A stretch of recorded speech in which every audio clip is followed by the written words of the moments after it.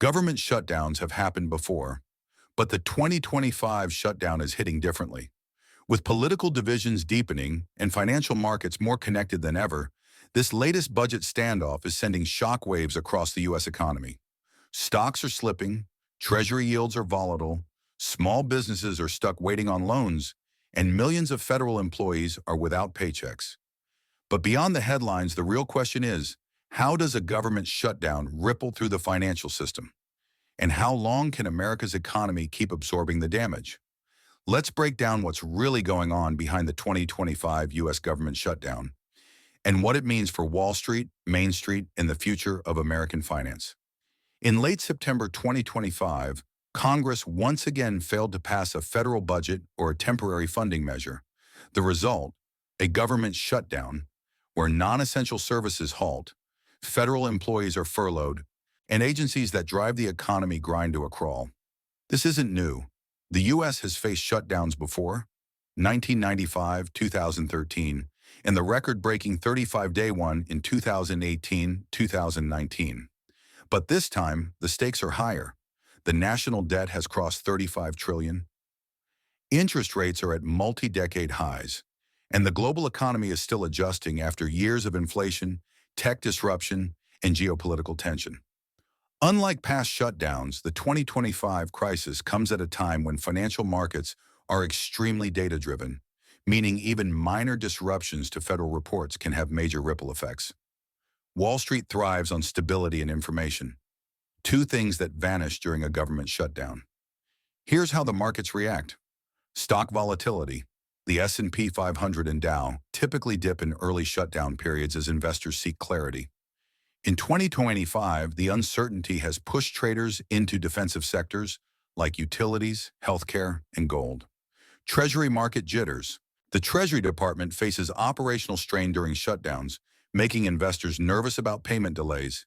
Even small disruptions in Treasury auctions can ripple through global bond markets.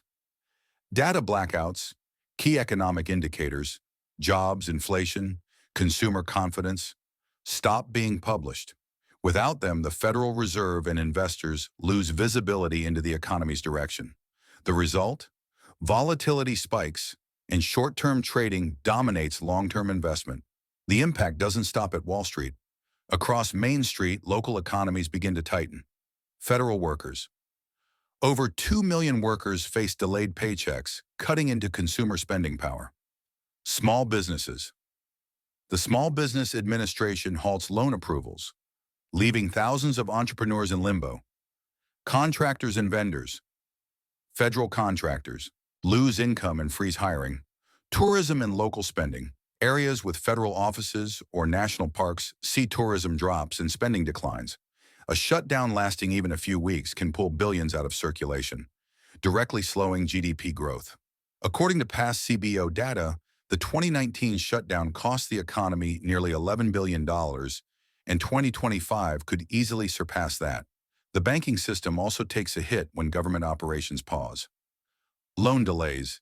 Banks can't verify income through IRS databases, slowing mortgage and business loan approvals. Fintech bottlenecks. Many fintech companies depend on federal APIs for verification, compliance, and reporting. These stop functioning during a shutdown. Investor caution. Venture capital and IPO activity freeze as uncertainty rises. Even large financial institutions face data blind spots, making risk management harder. Meanwhile, fintechs lose momentum just as they start recovering from the post-2023 funding slowdown. The shutdown highlights a growing tension. Politics is now one of the biggest market risks. Investors used to worry about inflation or tech bubbles. Now they worry about Washington gridlock. Ratings agencies have warned that repeated shutdowns erode U.S. credibility. Each crisis shakes global confidence in the U.S. government's ability to manage its finances responsibly, especially as debt levels soar. In 2025, with the world watching America's economic leadership, another prolonged shutdown could trigger a downgrade in investor trust and long-term borrowing costs. For investors, the lesson isn't panic, it's preparation. History shows that markets typically rebound after shutdowns, but the timing and severity vary. Smart strategies. Stay diversified and avoid overreacting to short-term volatility. Watch safe haven assets like gold, treasury bonds, and defensive stocks. Keep an eye on sectors directly tied to government spending, defense, infrastructure, and healthcare. Remember, shutdowns end, but volatility creates opportunity for those who stay informed. The 2025 U.S. government shutdown is more than a political event. It's a financial stress test for America. It exposes how deeply intertwined Washington's decisions are with everyday finance, from Wall Street trades to small business loans to your bank account.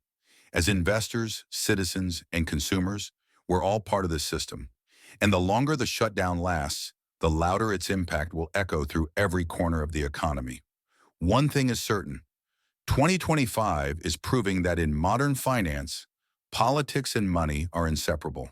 Stay informed, stay strategic, and as always, this is not financial advice, it's financial awareness. It's crucial to remember that every economic strain tests our resilience. Businesses should focus on crisis management plans and ensure they have a buffer for unexpected events. Agreed. And consumers need to be vigilant about personal finances.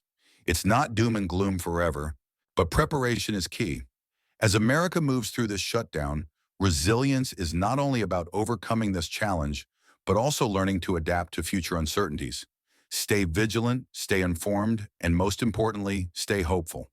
We must look beyond the crisis and focus on creating sustainable economic policies that can withstand future challenges. Our financial resilience relies on innovation and collaboration. Absolutely. By supporting each other and sharing resources, we can turn these challenges into opportunities for growth. It's time to leverage technology and build networks that provide real-time solutions for economic disruptions. The financial landscape is constantly changing, but our ability to adapt and innovate will determine the future of our economy. While the hurdles seem daunting, the spirit of collaboration and innovation remains our greatest asset.